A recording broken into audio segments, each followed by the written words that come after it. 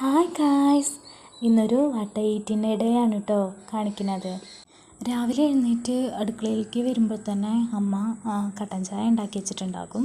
അപ്പോൾ ആദ്യം ഒരു ഗ്ലാസ് കട്ടൻ ചായയാണ് കുടിക്കാറ്. ബ്രേക്ക്ഫാസ്റ്റ് ഉണ്ടായിരുന്നത് വെള്ളയപ്പം മുട്ടക്കറിയായിരുന്നു, പിന്നെ ഒരു ചെറിയ അലുവയുടെ കഷ്ണം ഉണ്ടായിരുന്നു, പിന്നെ പാൽ ചായയാണ് കുടിച്ചത്. ഉച്ചയ്ക്ക് 1 മണിയൊക്കെ ആയപ്പോൾ മന്തിച്ചോറായിരുന്നു ഉണ്ടായിരുന്നത്. കടയിൽ ഉണ്ടാക്കണ പോലെയല്ല, വീട്ടിലൊരു തട്ടിക്കൂട്ട് മന്തി എന്ന് പറയാം.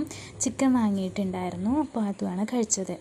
പിന്നെ ഒരു 3 മണിയൊക്കെ ആയപ്പോൾ ഒരു ഓറഞ്ചും അതിന് ശേഷം ഒരു പഴവും കഴിച്ചിട്ടുണ്ടായിരുന്നു.